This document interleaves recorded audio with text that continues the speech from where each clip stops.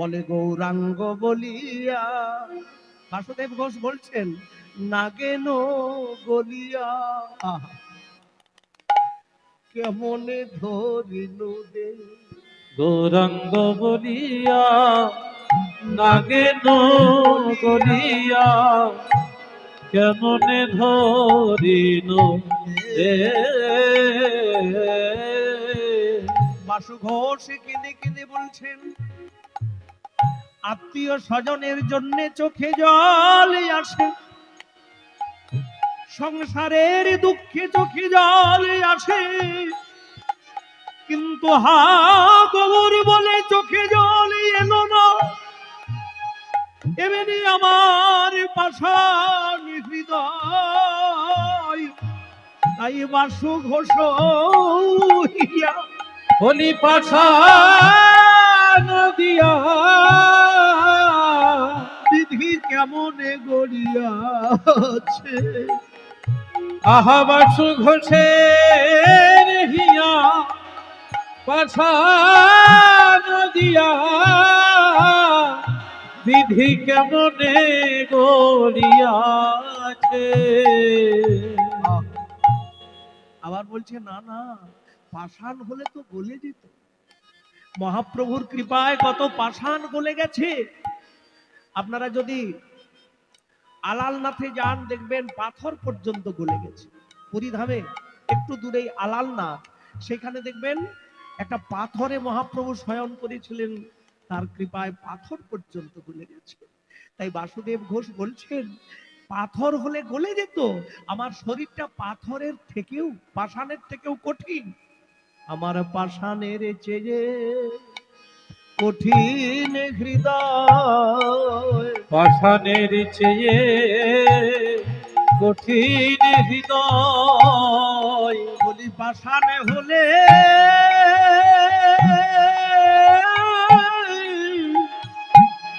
গলে যেত, দেখো কতই পাষাণ গলে গেল। বলি পাষাণ হলে গলে যেত, কতই পাষাণ গলে গেল। আমার গোরা চাঁদের কৃপা পেয়ে কত পাষাণ গলে গেল। আমার গোড়া চোদের কৃপা পেয়ে আমার হৃদয়ে পাষাণ গলিল না গো, কতই পাষাণ গলে গেল। আমার হৃদয় পাষাণ গৌর হরি বলল না গো। গোরা চাঁদের নাম নিয়ে হৃদয়ে পাষাণ বলল না গো। গোরা চাঁদের নাম নিয়ে হৃদয়ে পাষাণ বলল না গো। গোরা চাঁদের নাম নিয়ে বুঝি পাষাণের চেয়েও কঠিন হৃদয়। বাসুর ঘিয়া পাষাণ দিয়া বিধি কেমনে গড়িয়াছে। এইসব অমূল্য পদাবলী আপনাদের জেলাতে গান করে খুব আনন্দ পাচ্ছি। এইসব গান আমাদের মেদিনীপুরে প্রায় আউট, এইসব পদাবলী খুব বেশি পছন্দ করে না। কিন্তু এগুলো যদি না হয় তাহলে তো কীর্তনকে অসম্মান করা হয়। আজকে মহাপ্রভুর ভাবটি কেমন, মান বিরহ ভাবে বহু ভেল ও রাঙা নয়নে বহে তপত হিল। আজকে মান লীলায় রাধারানী যখন, মান তো আপনারা জানেন, ওই রাধারানী মান করে কৃষ্ণকে যখন তাড়িয়ে দিয়েছিলেন যে যাও তোমার মুখ দেখবো না, বলেছিলেন না? তারপরে আবার কেঁদেছিলেন যে আমি কি ভুল করেছি। এমন করে কৃষ্ণকে কেউ তাড়িয়ে দেয়? এ তো আমি ভুল করেছি, আমার কৃষ্ণকে এনে দে সখী, ললিতা ও বিশাখা, আমার কৃষ্ণকে এনে দে। তো রাধারানী যেমন কৃষ্ণকে তাড়িয়ে দিয়ে কেঁদেছিলেন, আজকে শ্রীকৃষ্ণের বিরহে রাধারানী যেমন কেঁদেছিলেন, আজকে গৌরাঙ্গ মহাপ্রভু গম্ভীরায় বসে কাঁদছেন রাধার ভাবে। ওই ভাবে, কোন ভাব? না মান লীলার ভাব, কলহান্তরিতা নায়িকার ভাব। মান বিরহ ভাবে বহু ভেল ভোর, ওরাঙ্গা নয়নে বহে তপত হিল। তপত হীন। কৃষ্ণ বলে কাঁদা, কৃষ্ণ বলে কাঁদা এ সৌভাগ্য ছাড়া হয় না, গোবিন্দ কৃপা ছাড়া হয় না। তাই মহাপ্রভু জগৎকে দেখাচ্ছেন যে আমি নিজে কৃষ্ণ, আমার ভিতরে কৃষ্ণ আছে, আর বাইরে তো রাধা। আমি কেঁদে জগৎকে দেখাচ্ছি, তোমরাও যদি সত্যিকারের আনন্দ পেতে চাও, একবার কৃষ্ণ নামে চোখের জল ফেলে দেখ।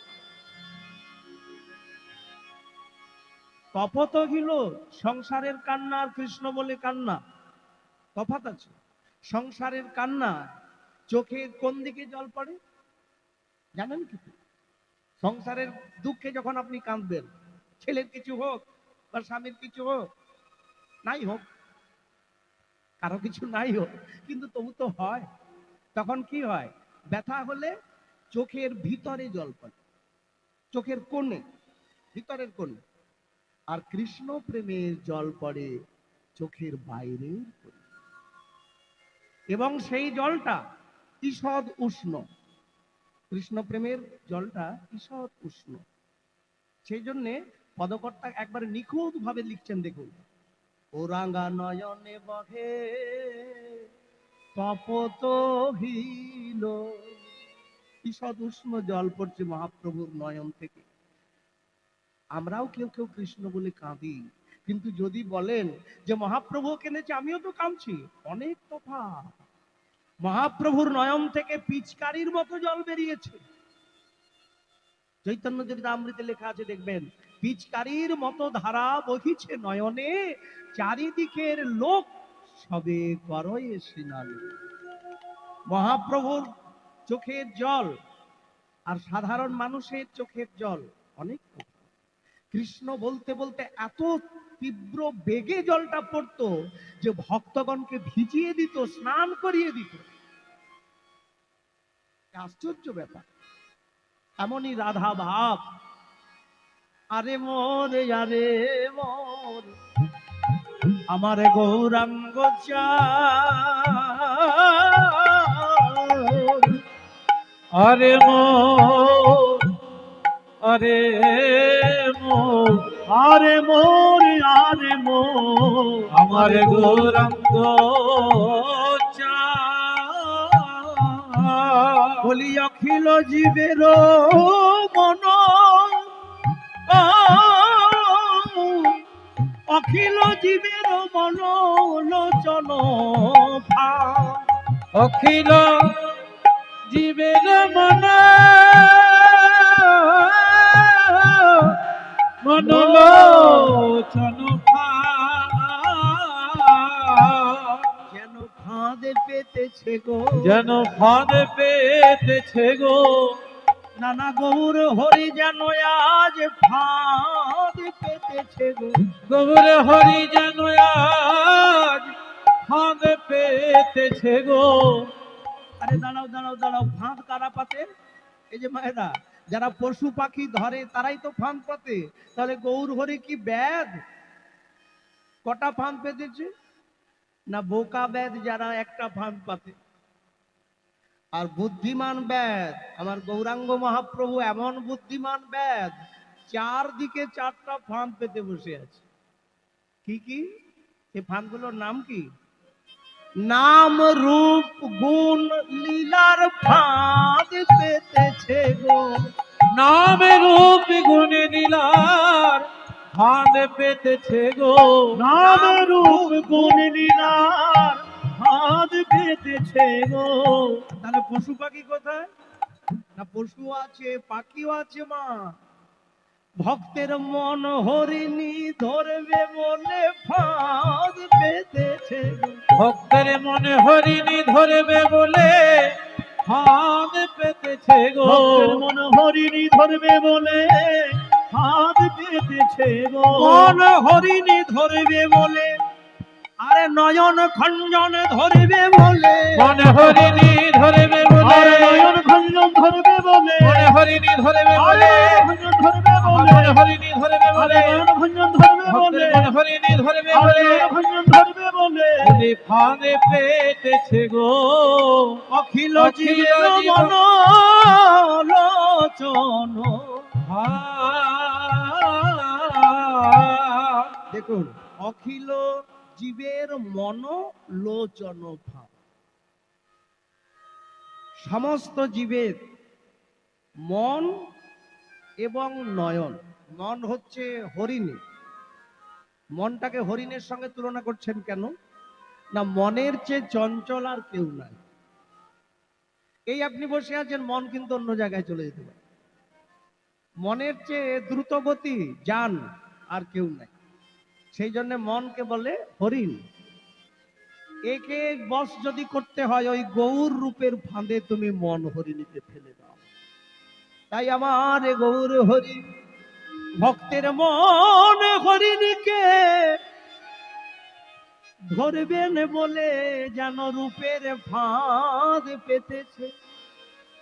যে কোনো না যে কোনো ফাঁদে তাকে পড়তেই হবে। চারদিকে চারটা ফাঁদ, একদিকে রূপের ফাঁদ, একদিকে গুণের ফাঁদ, একদিকে লীলার ফাঁদ, একদিকে তার নামের ফাঁদ। আর তেমনি নয়ন দুটি পাখি আমাদের প্রত্যেকের কাছে আছে না? একটা পশু আর দুটো পাখি। মন হচ্ছে হরিণী আর খঞ্জন পাখি হচ্ছে এই দুটি নয়ন, খুব চঞ্চল, ছটপট ছটপট করে। ওই খঞ্জন পাখি যেমন এ ডাল একবার ও ডাল একবার ছটপট করে, তেমনি নয়নও চারদিকে তাকায়, কিন্তু সে যদি গৌর পানে তাকায় তারই অন্য কিছু আর ভালো লাগে না। তারে অন্য কিছু আর ভালো লাগে না। যদি গৌর রূপে গৌর রূপের ফাঁদে পড়ে আর আর অন্য কিছু ভালো লাগে না। যদি যদি গৌর গৌরী রূপে ফাঁদে পড়ে, সে তখন গৌর বলে কেঁদে বেড়ায়। যদি গৌরী রূপে ফাঁদে পড়ে, সে গৌর বলে কেঁদে বেড়ায়। তার বিষয়ে সংসার ভালো লাগে না, গৌর বলে কেঁদে তার বেড়ায়। বিষয় সংসার ভালো লাগে না। সে যে গৌর গৌর বলে কেঁদে বেড়ায়। গৌর তোমার হলাম বলে, সে যে গৌর বলে কেঁদে বেড়ায়। গৌর তোমার হলাম বলে, গৌর বলে কেঁদে বেড়ায়। গৌর তোমার হলাম বলে আর অন্য কিছু ভালো লাগে না। তাই পদকর্তা বলছে, হে কলির জীবগণ, এই দুর্লভ মনুষ্য জন্ম পেয়েছো, এমন গৌর রূপের ফাঁদে যদি তোমাদের নয়নকে ফেলতে পারো, ওই গুণের ফাঁদে যদি মনকে ফেলতে পারো, যদি নামের ফাঁদে ইন্দ্রিয়গুলোকে আকৃষ্ট করতে পারো, তোমাদের নরজনম ধন্য হবে। নরজন ধন্য হবে। ওই গৌরী রূপের ফাঁদে ফেললে নরজনম ধন্য হবে। ওই গৌরী রূপের ফাঁদে ফেললে নরজনম ধন্য হবে। দেখবে জগতে কত আনন্দ। এই গৌরকে ভালোবাসলে, গৌর রূপ দেখলে, গৌর কথা শুনলে কত আনন্দ। জগতে এমন কোনো আনন্দ নাই যা ওই আনন্দের সঙ্গে তুলনা করা যায়। আজকে গৌরাঙ্গের তো রাধা ভাব, একদিকে লোক শিক্ষা আর একদিকে লীলা সরল, দুটি ভাব। এই যে কাঁদছে, একদিকে লোক শিক্ষা যে আমার মতো যদি কাঁদতে পারো কৃষ্ণ বলে, আর লীলায় কি বলছেন যে রাধারানী যেমন কেঁদেছিলেন, আজকে মহাপ্রভু যেন রাধারানী গম্ভীরায় বসে কাঁদছে। ভাইরা জানেন তো গম্ভীরায় পুরী ধামে ওই গম্ভীরায় একটি ছোট্ট ঘর, সেখানে ললিতা বিশাখা মানে স্বরূপ দামোদর আর রামানন্দরা, তারাই তো ললিতা বিশাখা। তাদের কণ্ঠে জড়িয়ে ধরে বলে, কাঁদিয়া কহে পুন ভিক ভিক মোর বুদ্ধি রে, কাঁদিয়া কহে পুনঃ ভিক মোর বুদ্ধি রে, কাঁদিয়া কহে পুন ভিক ভিক মোর বুদ্ধি রে, কাঁদিয়া কহে পুনঃ ভিক মোর বুদ্ধি। আমি অভিমানে উপেক্ষিনু আমার কানু গুণ নিধি, আমি অভিমানে উপেক্ষিত আমার কানুগুণ নিধি, আমি অভিমানে হারালাম, অভিমানে হারালাম। হায় হায় আমি কি করিলাম, অভিমানে হারালাম, হায় হায় আমি কি করিলাম, অভিমানে হারালাম।